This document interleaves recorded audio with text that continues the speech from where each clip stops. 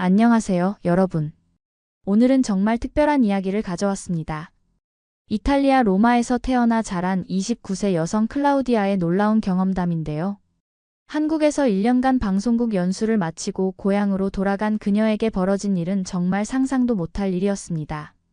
모든 것이 너무 느려서 답답해하던 그녀에게 찾아온 뜻밖의 만남, 그리고 인생을 바꾼 결정적 순간까지. 특히 중반부에 등장하는 한국계 할머니와의 만남에서는 정말 예상치 못한 반전이 펼쳐집니다. 과연 클라우디아는 어떤 선택을 했을까요? 그리고 그 선택이 그녀의 인생을 어떻게 바꿔놓았을까요? 끝까지 보시면 여러분도 깜짝 놀라실 거예요. 그럼 시작하기 전에 구독과 좋아요, 알림 설정까지 부탁드립니다. 그럼 클라우디아의 놀라운 이야기 지금 시작합니다.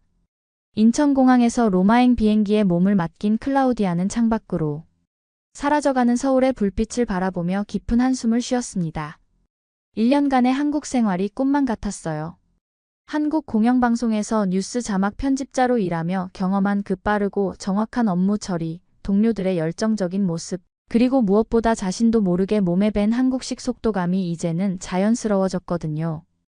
비행기 안에서 클라우디아는 한국에서의 마지막 날들을 떠올렸습니다. 동료들과의 송별회에서 클라우디아 없으면 우리 팀 어떻게 하지? 라고 걱정하던 모습들, 그리고 꼭 다시 와야 해라고 눈물을 글썽이며 말하던 김 과장님의 모습까지. 모든 것이 생생했어요. 12시간의 긴 비행 끝에 도착한 로마 공항에서 어머니의 따뜻한 포옹을 받았지만 뭔가 어색했습니다. 공항 직원들의 느긋한 모습, 수화물 찾는 곳에서 20분을 기다려야 했던 상황. 심지어 택시 기사마저 급할 것 없잖아 라며 여유롭게 운전하는 모습을 보니 답답함이 밀려왔어요. 한국에서라면 모든 일이 훨씬 빠르고 정확하게 처리되었을 텐데 말이죠. 집으로 가는 길에 어머니는 클라우디아의 변한 모습을 눈치채셨습니다. 딸아, 왜 이렇게 조급해 보이니? 한국에서 무슨 일이 있었어? 표정이 예전과 다르네. 클라우디아는 대답 대신 미소만 지었지만 속으로는 벌써 한국이 그리워지기 시작했습니다. 특히 지하철에서 정확히 1분 단위로 움직이던 그 시스템이 간절히 그리웠어요. 로마 시내로 들어서자 익숙한 풍경들이 눈에 들어왔어요. 웅장한 콜로세움, 아름다운 트레비 분수, 그리고 수백 년 역사를 자랑하는 광장들. 하지만 이상하게도 모든 것이 너무 느리게 느껴졌습니다. 사람들은 여유롭게 걸어다니고 카페에서는 한가로이 시간을 보내고 있었어요. 한국에서라면 이 시간에 벌써 3가지 일을 끝냈을 텐데 말이죠. 집에 도착해서 자신의 방을 둘러보니 1년 전 그대로였습니다. 책상 위의 사진들, 옷장 속의 옷들, 심지어 화분 속 식물까지 그대로였어요. 하지만 뭔가 낯설었습니다. 인터넷 속도를 확인해보니 한국의 절반도 안 되는 속도였고 핸드폰 앱들도 한국만큼 빠르게 작동하지 않았습니다. 유튜브 영상 하나 보는데도 버퍼링이 계속 걸렸어요. 그때부터 클라우디아는 자신에게 뭔가 큰 변화가 일어났다는 걸 깨달았습니다. 일주일 후, 클라우디아는 이탈리아 방송국으로 출근했습니다. 동료들은 반갑게 맞아주었지만 첫날부터 충격적인 일이 벌어졌어요. 오전 9시 뉴스에서 자막에 심각한 오타가 있어서 시청자들이 항의 전화를 걸어왔는데 팀장은 괜찮아, 내일 정정 방송하면 되지 뭐라며 태연하게 말했습니다. 클라우디아는 깜짝 놀랐어요. 한국에서라면 즉시 정정 자막을 내보내고 관련 팀원들이 모여서 긴급회의를 소집했을 텐데 말이죠. 그리고 재발 방지를 위한 체크리스트도 만들고 담당자는 사과문까지 작성했을 거예요. 하지만 이곳에서는 아무도 서두르지 않았습니다. 오히려 실수는 누구나 하는 거잖아 라며 웃어넘기더군요. 오전 회의에서도 마찬가지였어요. 중요한 안건들이 쌓여 있었는데도 누군가가 오늘 날씨 정말 좋네라고 말하면 모두가 10분씩 날씨 이야기를 했습니다. 클라우디아는 회의 안건이 많은데 빨리 진행하면 안 될까요? 라고 조심스럽게 제안했지만 동료들은 왜 그렇게 급해? 천천히 하자라고 답했어요. 점심시간에 동료들과 함께 식당에 갔는데 주문한 음식이 나오기까지 40분이나 걸렸어요. 동료들은 이탈리아 식당이 다 이래, 기다리는 것도 식사의 즐거움이지라며 당연하게 받아들였지만 클라우디아는 속으로 한국 분식집에서는 3분이면 김밥이 나오는데라고 생각했습니다. 심지어 서빙하는 직원도 느긋하게 걸어다녔어요. 오후에 있었던 팀 회의는 더욱 충격적이었어요. 이 시간 30분 동안 진행된 회의에서 내린 결론은 다음 주에 다시 모여서 논의하자였습니다. 중간에 커피 브레이크도 30분이나 했고 누군가가 농담을 하면 모두가 15분씩 웃고 떠들었어요. 클라우디아는 한국에서 경험한 효율적이고 집중도 높은 회의가 그리워졌습니다. 한국에서는 같은 시간에 3가지 프로젝트 결론을 내렸을 텐데 말이죠. 퇴근 후 집으로 돌아가는 지하철에서도 마찬가지였어요. 지하철이 10분 연착되었는데 아무도 불평하지 않았습니다. 오히려 오늘은 빠른 편이네라며 웃는 승객도 있었어요.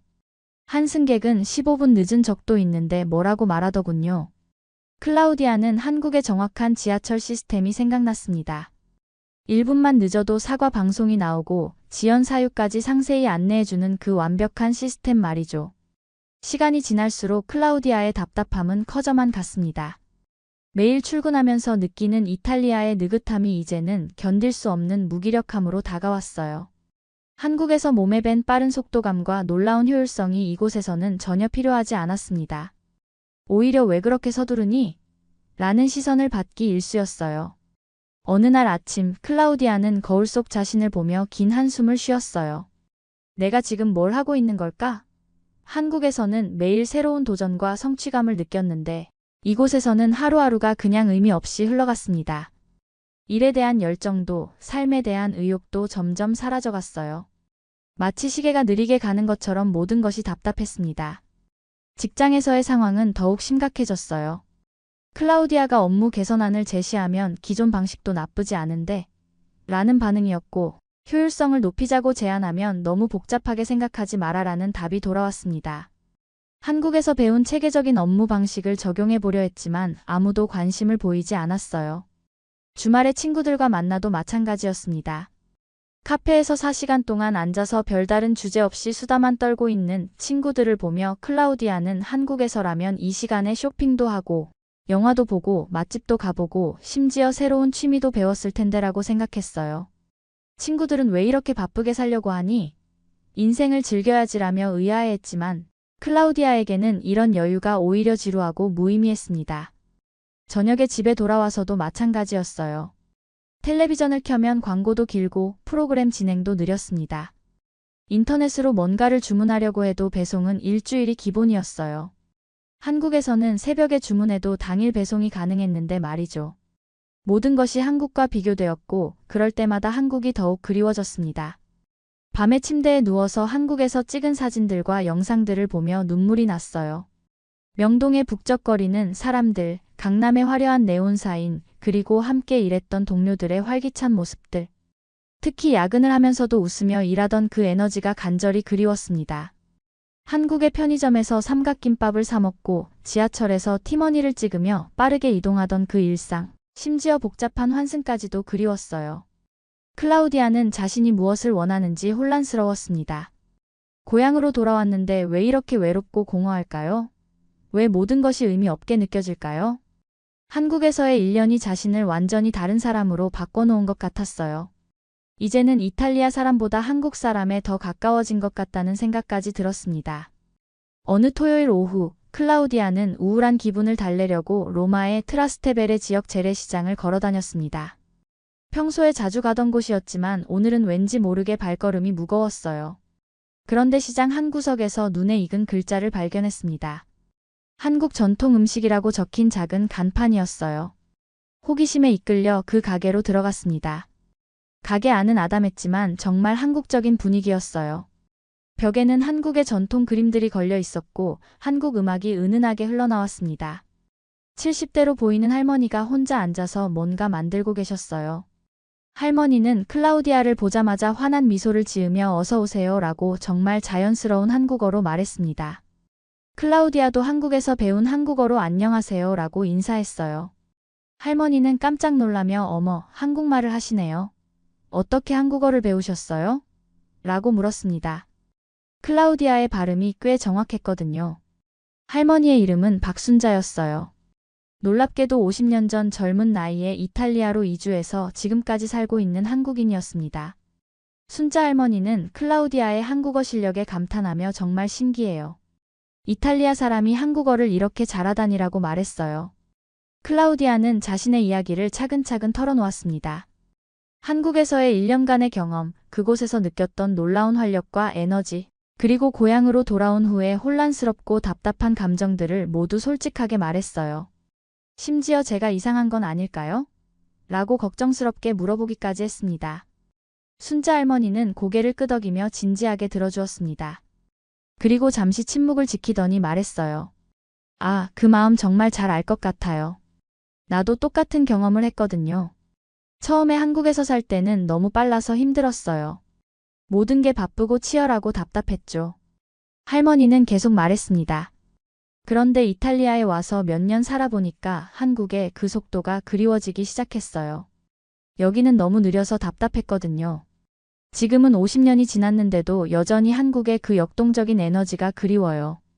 특히 사람들이 열정적으로 일하는 모습, 빠르게 변화하는 도시의 모습이 말이에요. 클라우디아는 할머니의 말을 듣고 큰 위안을 받았어요. 자신만 이상한 게 아니라는 걸 알게 되었거든요. 그리고 한국에서 경험한 그 속도감과 효율성이 단순히 바쁨이 아니라 삶의 활력이었다는 것도 깨달았습니다. 순자 할머니와의 만남 이후 클라우디아는 마음이 한결 가벼워졌습니다. 적어도 자신의 감정이 이상한 게 아니라는 걸 확인했거든요. 그리고 며칠 후 정말 놀라운 일이 벌어졌어요. 한국에서 함께 일했던 동료 김민수로부터 예상치 못한 메일이 온 것입니다. 클라우디아, 안녕하세요. 잘 지내고 계시죠? 갑자기 연락드려서 죄송합니다. 이탈리아 생활은 어떠세요? 저희는 여전히 클라우디아가 없어서 아쉬워하고 있어요. 사실 연락드린 이유가 있는데요. 저희 팀에 새로운 글로벌 프로젝트가 생겼고 자막 편집 팀장 포지션이 하나 새로 만들어졌어요. 팀 전체가 클라우디아만큼 실력 있고 열정적인 사람이 없다고 의견을 모았습니다. 혹시 한국으로 다시 오실 생각 있으세요? 조건도 이전보다 훨씬 좋아졌어요. 클라우디아는 메일을 읽고 또 읽었습니다. 한 글자도 놓치지 않으려고 천천히 읽어봤어요. 이게 정말 현실인지 믿어지지 않았습니다. 한국에서 일할 기회가 다시 온 것이었어요. 그것도 팀장 자리로 말이죠. 이건 단순한 우연이 아니라 정말 특별한 기회였습니다. 하지만 바로 결정할 수는 없었습니다. 머릿속에 온갖 생각들이 뒤섞였어요. 가족들에게 뭐라고 말해야 할지, 정말로 한국에서 오래 살 수 있을지, 그리고 이번에는 실패하지 않을 수 있을지 확신이 서지 않았습니다. 밤새 침대에서 뒤척이며 고민했어요. 다음 날부터 클라우디아는 심각하게 고민하기 시작했습니다. 장단점을 적어보기도 하고 인터넷으로 한국 생활에 대한 정보도 다시 찾아봤어요. 그러면서 한국에서 찍었던 사진들과 영상들을 다시 보니 그때의 행복했던 기억들이 생생하게 떠올랐습니다. 며칠 후 클라우디아는 다시 순자 할머니를 찾아갔습니다. 할머니는 반갑게 맞아주시며 김치찌개를 끓여주셨어요. 클라우디아는 할머니에게 이 고민을 털어놓았습니다. 할머니, 저한테 다시 한국에서 일할 기회가 생겼어요. 그런데 정말 가야 할지 모르겠어요. 순자 할머니는 빙긋 웃으며 말했어요. 그거 운명 아닌가요? 내가 젊었을 때 이탈리아 오라는 제안을 받았을 때랑 똑같아요. 그때 용기를 내서 안 왔으면 지금의 내 인생은 없었을 거예요. 물론 힘들었지만 후회는 없어요. 할머니의 조언을 들으며 클라우디아는 자신의 진짜 마음을 확인할 수 있었습니다. 클라우디아는 마침내 용기를 내어 가족들에게 한국행 제안을 이야기했습니다. 저녁 식사 자리에서 조심스럽게 꺼낸 이야기였어요. 예상했던 대로 어머니는 크게 반대했습니다. 딸아, 네가 왜 그렇게 바쁘게만 살려고 하니? 우리 이탈리아 사람들의 여유롭고 아름다운 삶이 뭐가 나쁘다는 거야? 이곳에서도 충분히 행복할 수 있잖니? 아버지도 깊은 걱정이 담긴 표정으로 말했어요. 한국은 너무 멀다. 그리고 언어도 다르고 문화도 완전히 다른데 정말 평생 적응할 수 있겠니? 혹시 나중에 후회하면 어떻게 하지? 동생까지 나서서 언니, 여기서도 좋은 직장 얼마든지 구할 수 있잖아. 왜 굳이 지구 반대편까지 가야 해? 우리 가족은 어떻게 하고? 라고 말했습니다. 가족들의 반대에 클라우디아는 마음이 흔들렸어요. 정말로 자신이 옳은 선택을 하는 걸까요? 가족들을 두고 떠나는 게 이기적인 건 아닐까요? 하지만 한국에서의 소중한 기억들이 계속 떠올랐습니다. 매일 아침 출근할 때의 설렘, 동료들과 함께 어려운 프로젝트를 완성했을 때의 뿌듯한 성취감, 그리고 무엇보다 정말로 살아있다는 느낌을 온몸으로 느꼈던 그곳의 특별한 에너지 말이에요.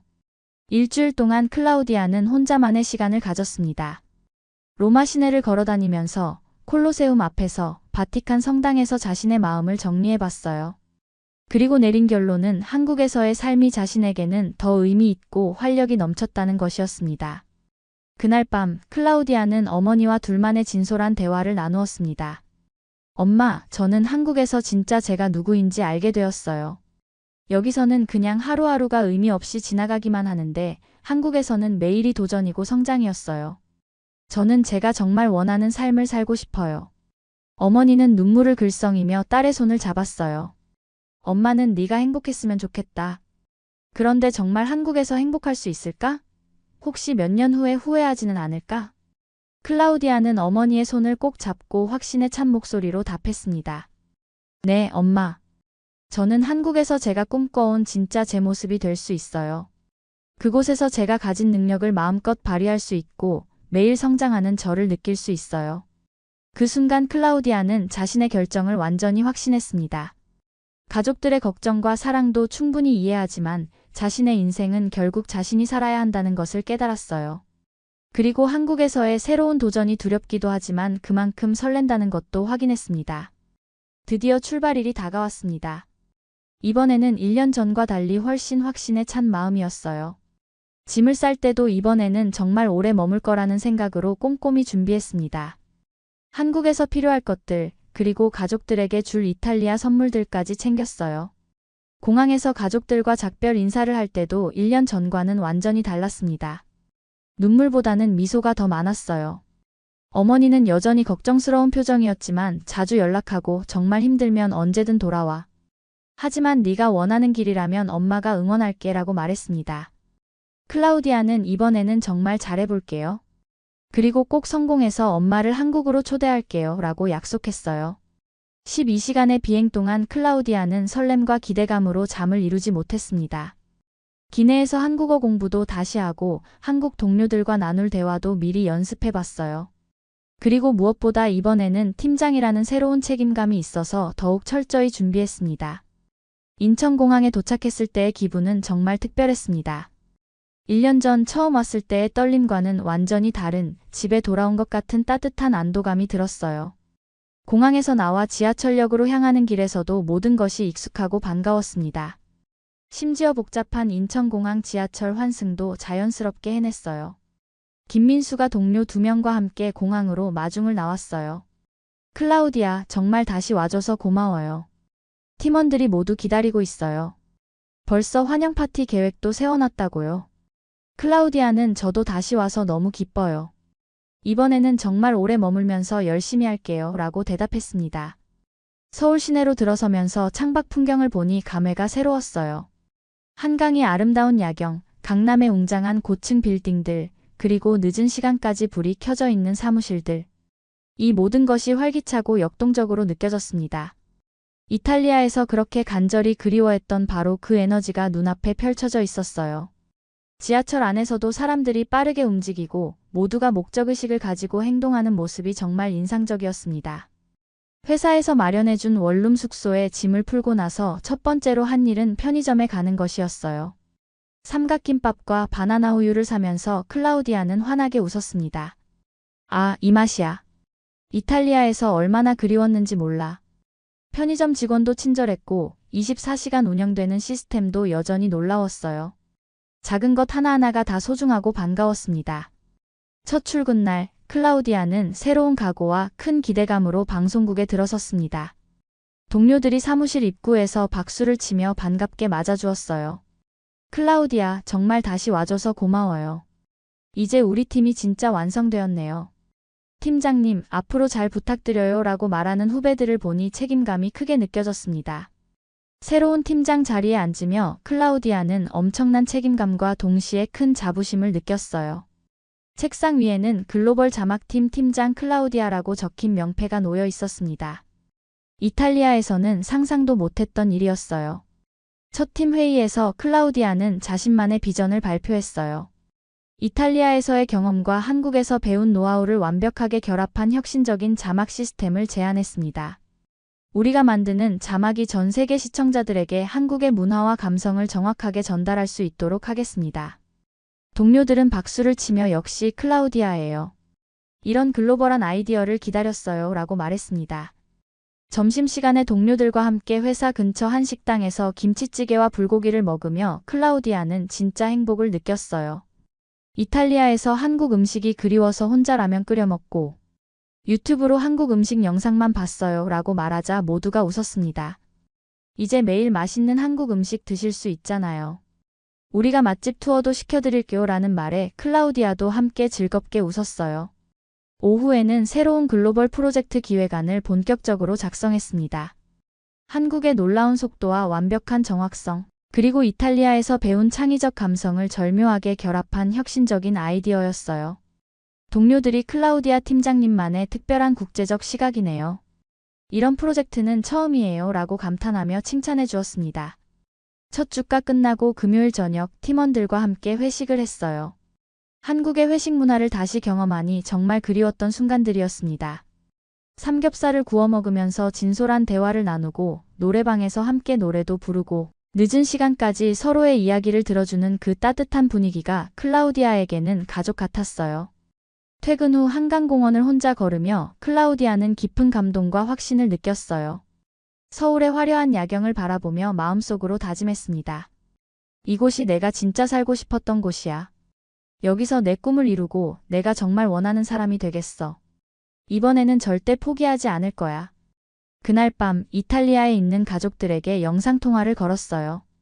스마트폰 화면 너머로 보이는 클라우디아의 밝고 자신감 넘치는 표정을 본 어머니는 안도의 미소를 지었습니다. 엄마, 저 정말 잘하고 있어요. 여기서 제가 꿈꿔왔던 진짜 제 모습으로 살고 있어요. 팀장도 되었고 동료들도 정말 좋아요.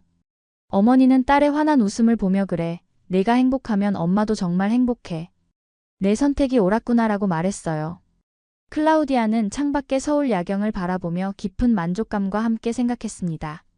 세상 사람들은 빠른 것이 나쁘다고 말하지만 저에게는 이 속도가 삶을 다시 살게 해준 정말 소중한 선물이었습니다. 서울은 이제 제 심장이 뛰는 속도와 완벽하게 같아요. 여기서 저는 제가 꿈꿔왔던 진짜 제 모습으로 당당하게 살아갈 수 있어요. 이제 정말 집에 온 것 같습니다. 한국이 저에게 준 이 기회를 절대 놓치지 않을 거예요. 이곳에서 저만의 성공 스토리를 만들어가겠습니다. 한 폴란드 여성이 꿈을 안고 대한민국 땅을 밟았습니다. 그녀의 이름은 안나, 폴란드에서 음악 프로듀서로 성공가도를 달리던 30대 초반의 여성이었죠. 그런데 왜 그녀가 안정된 폴란드 생활을 뒤로하고 멀고 낯선 한국까지 왔을까요? 그리고 그녀가 한국에서 겪게 될 놀라운 변화와 예상치 못한 반전은 무엇일까요? 언어도 통하지 않고 문화도 완전히 다른 이 땅에서 안나는 과연 꿈을 이룰 수 있을까요? 오늘은 한 외국인 여성이 한국에서 펼쳐낸 감동적인 성장 스토리를 들려드리겠습니다. 안나의 한국 적응기, 그 첫 번째 이야기가 지금 시작됩니다. 영상이 도움이 되셨다면 구독과 좋아요, 그리고 알림 설정까지 부탁드립니다. 바르샤바의 한 고급 스튜디오에서 안나는 마지막 작업을 마무리하고 있었습니다. 폴란드 팝 시장에서 그녀의 이름은 이미 잘 알려져 있었죠. 하지만 그녀의 마음 한편에는 늘 새로운 도전에 대한 갈망이 자리하고 있었습니다. 그 갈망의 시작은 2년 전 우연히 들었던 K-팝 음악이었어요. 이 음악은 정말 다르다. 안나는 블랙핑크의 곡을 처음 들었을 때의 충격을 잊을 수 없었습니다. 단순히 멜로디가 좋은 것을 넘어서 음악 속에 담긴 에너지와 창의성이 그녀를 완전히 사로잡았거든요. 그날 밤부터 안나는 한국 음악에 대해 깊이 파고들기 시작했습니다. 한국어 공부도 시작했죠. 처음에는 한글 자체를 읽는 것도 어려웠지만 음악에 대한 열정이 그녀를 움직였습니다. 폴란드어와 영어로만 소통하던 그녀에게 한국어는 완전히 새로운 세계였어요.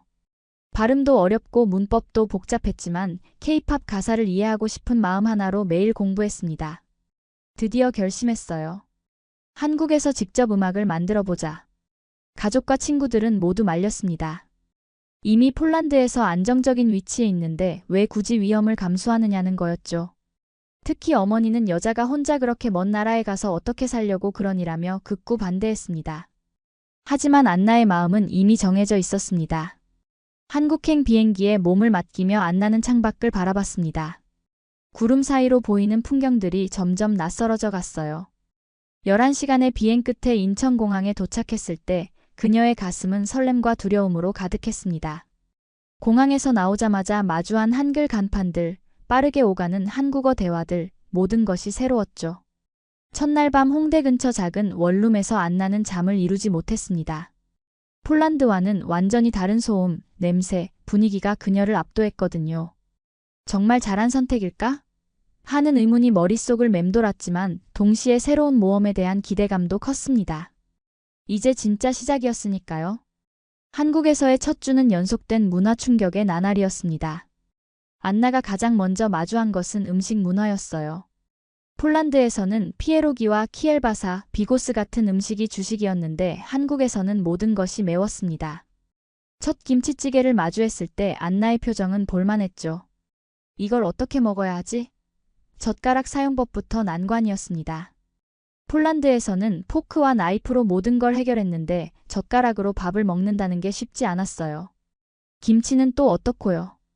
처음 맛봤을 때는 너무 매워서 물을 벌컥벌컥 마셨지만 신기하게도 자꾸 생각나는 맛이었습니다. 특히 한국 여성들의 패션과 뷰티 문화에 안나는 놀랐어요. 폴란드에서는 자연스러운 메이크업을 선호했는데 한국에서는 완벽한 피부 표현과 정교한 메이크업이 일상이었습니다. 길거리에서 만나는 한국 여성들의 세련된 스타일을 보며 안나는 자신이 너무 수수해 보이는 건 아닌지 걱정하기도 했죠. 지하철 문화도 충격적이었어요. 폴란드에서는 대중교통에서 조용히 지내는 것이 예의였는데 한국 지하철은 완전히 달랐습니다. 사람들이 전화를 받고 음악을 듣고 때로는 큰 소리로 대화하기도 했죠. 처음에는 시끄럽다고 생각했지만 점차 그 안에서 느껴지는 활력과 에너지의 매력을 느끼기 시작했습니다. 무엇보다 언어 장벽이 가장 큰 문제였어요.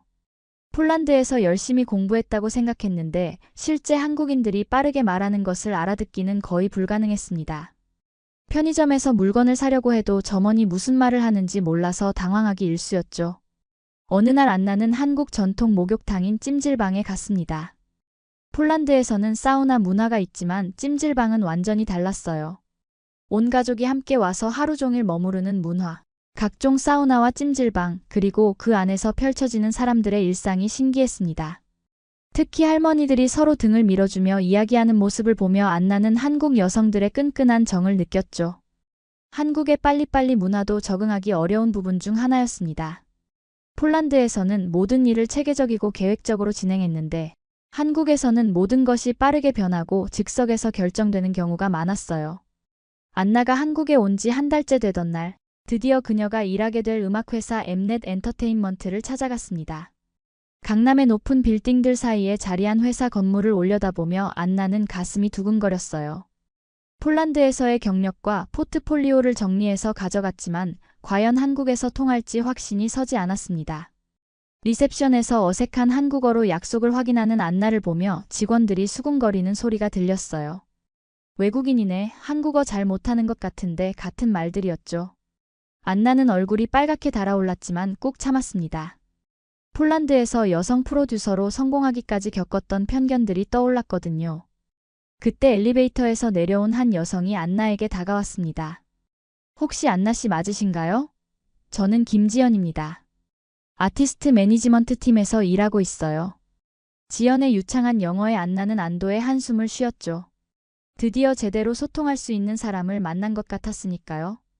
지연은 안나를 회사 곳곳을 안내해주며 한국 음악 산업에 대해 설명해줬습니다. 한국 음악 시장은 폴란드와는 완전히 달라요.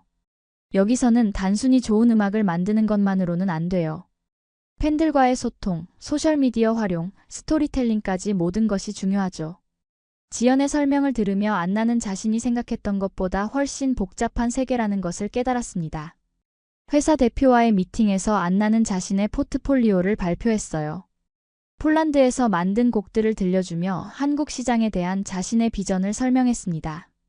하지만 대표의 반응은 미지근했죠.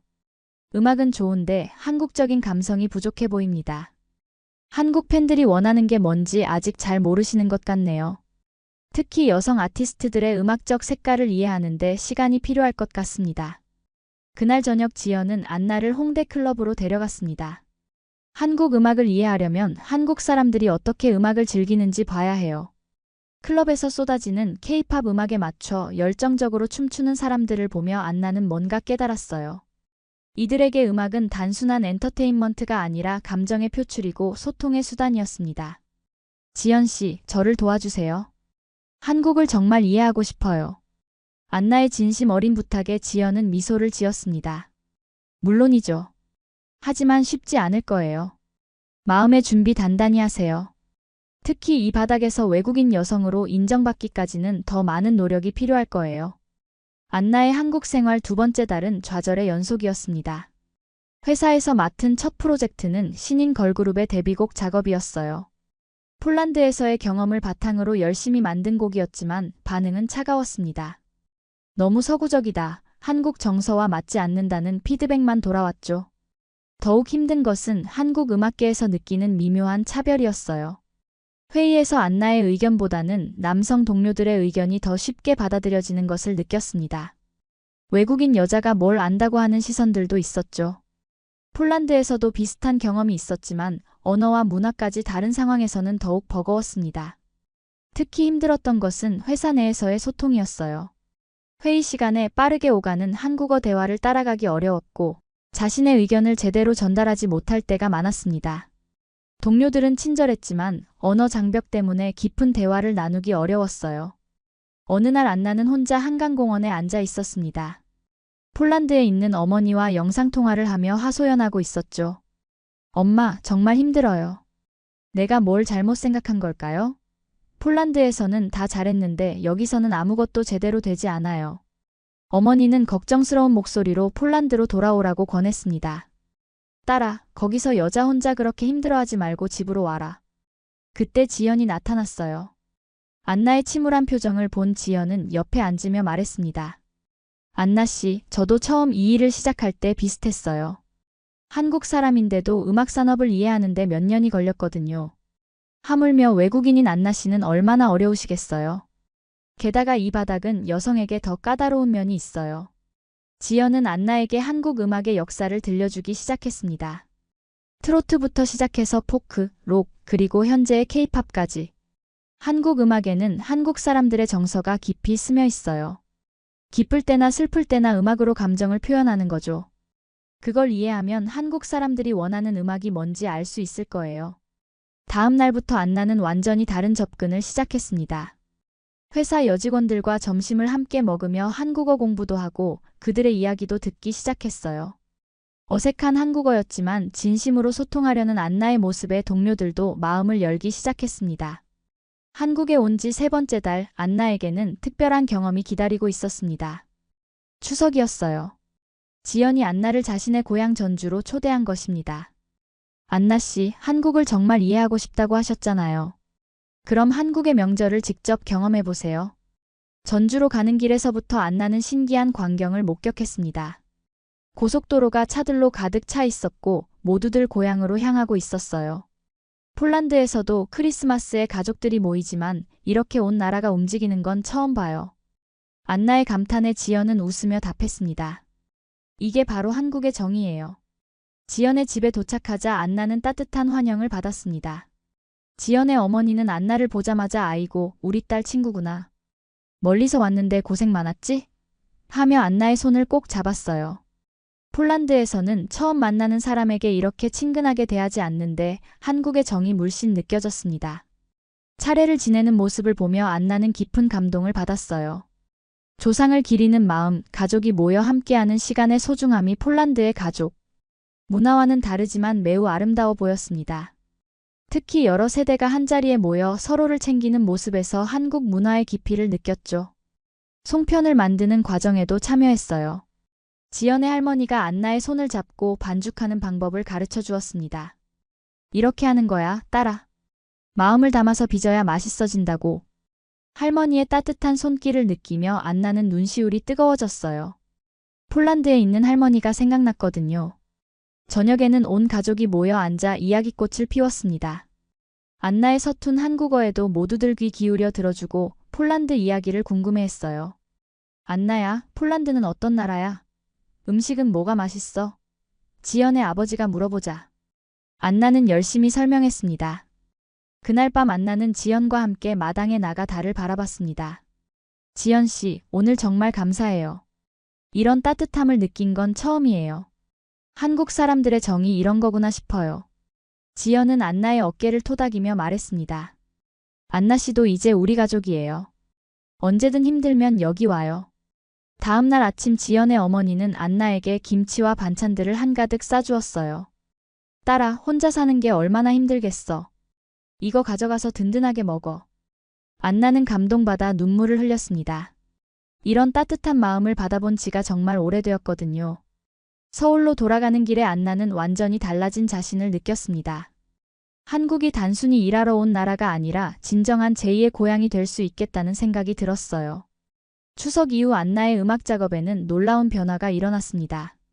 한국 문화를 직접 체험하고 한국인들의 정서를 이해하기 시작하면서 그녀의 음악에도 한국적인 감성이 스며들기 시작한 것이었어요. 회사에서 새롭게 맡은 프로젝트는 발라드 싱어의 신곡 작업이었습니다. 안나는 이번에는 다른 접근을 했어요. 먼저 그 가수의 이전 곡들을 들어보고 가수 본인과도 직접 만나 이야기를 나누었습니다. 어색한 한국어였지만 진심을 다해 소통하려고 노력했죠. 어떤 이야기를 노래로 만들고 싶으세요? 안나의 질문에 가수는 깜짝 놀랐습니다. 이전 프로듀서들은 그런 걸 물어본 적이 없었거든요.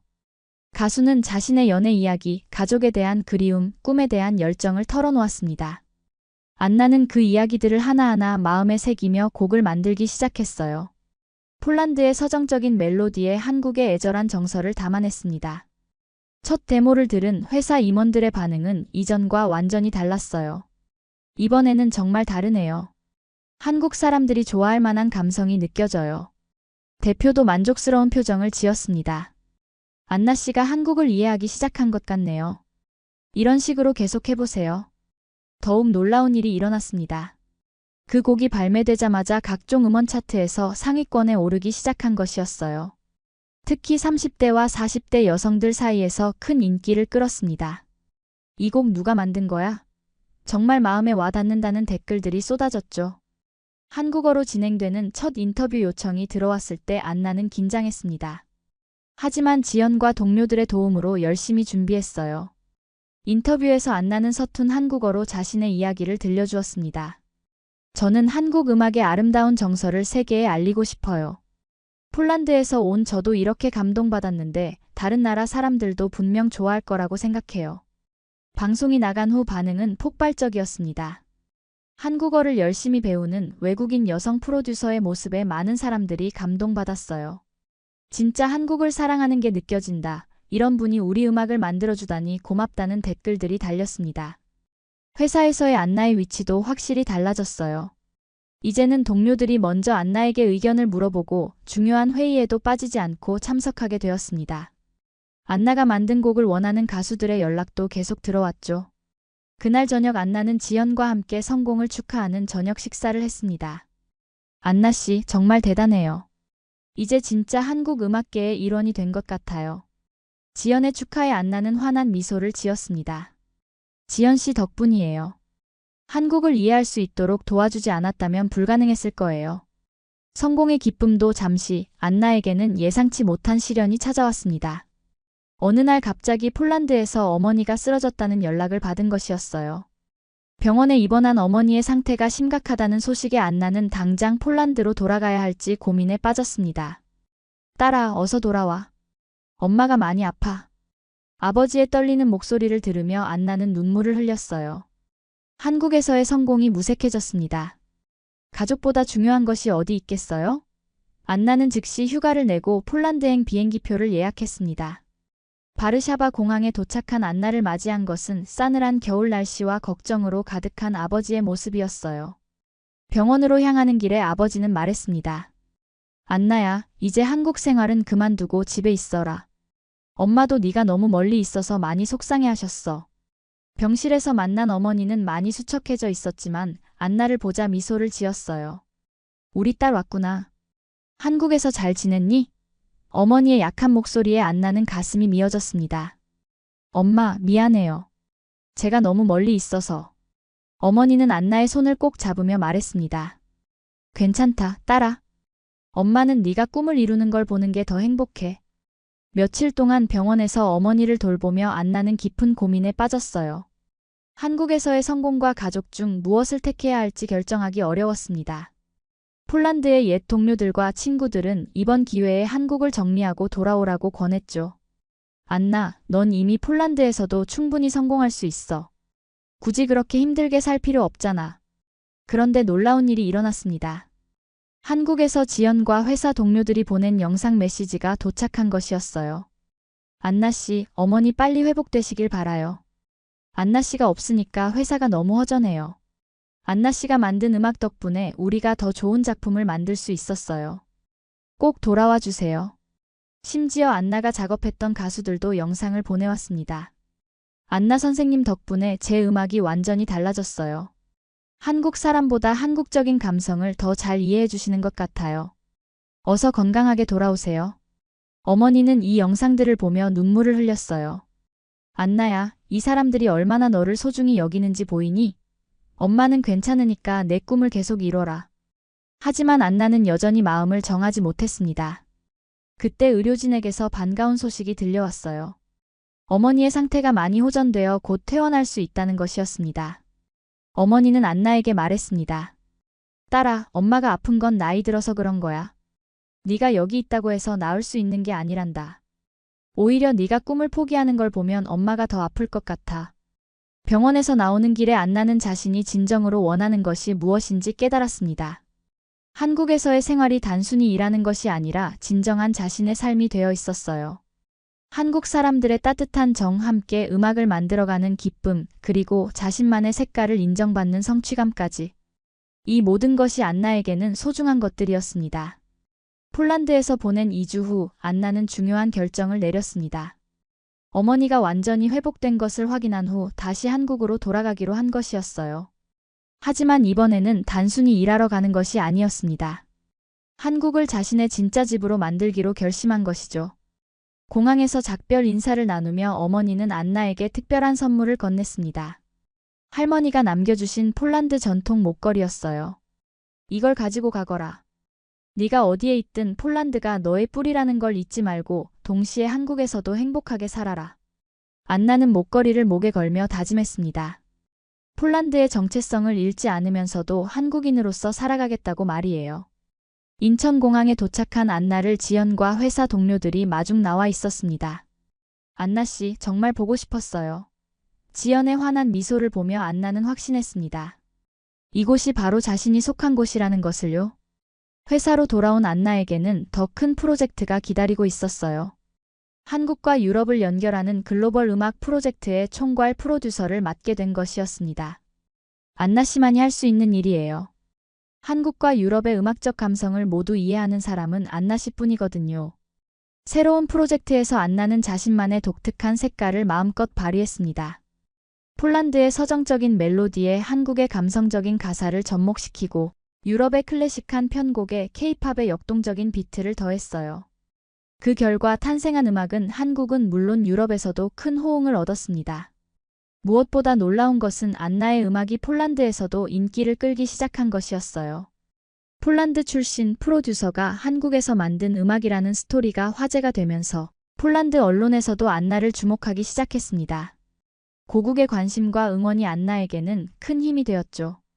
어느 날 안나는 서울 시내를 걸으며 자신의 변화를 돌아봤습니다. 이제는 김치찌개가 그리워지고 젓가락질도 자연스러워졌어요. 한국어로 꿈을 꾸고 한국 사람들과 진심 어린 대화를 나누며 이들의 기쁨과 슬픔을 함께 나누고 있었습니다. 지연과 함께 한강에서 치킨을 먹으며 안나는 말했습니다. 지연 씨, 제가 한국에 온 지 벌써 1년이 됐네요. 처음에는 단순히 케이팝이 좋아서 왔는데 이제는 한국이 제 인생의 일부가 되었어요. 지연은 웃으며 답했습니다. 안나 씨도 이제 완전한 한국 사람이에요. 아니, 한국을 사랑하는 마음은 토박이보다 더 클 것 같아요. 그날 밤 안나는 폴란드에 있는 부모님께 영상통화를 걸었습니다. 엄마, 아빠, 저 정말 행복해요. 한국에서 제가 진짜 하고 싶었던 일을 찾았어요. 그리고 정말 소중한 사람들도 만났고요. 어머니는 딸의 환한 표정을 보며 미소 지었습니다. 그럼 됐다, 딸아. 엄마는 네가 어디에 있든 행복하기만 하면 돼. 안나는 창밖으로 보이는 서울의 야경을 바라보며 생각했습니다. 이제 한국은 더 이상 낯선 땅이 아니었어요. 꿈을 이루어가는 무대이자 진정한 자신을 발견한 곳이며 사랑하는 사람들과 함께하는 소중한 공간이 되었습니다. 폴란드에서 온 한 여성이 한국에서 찾은 것은 단순한 성공이 아니라 진정한 행복이었던 것이죠.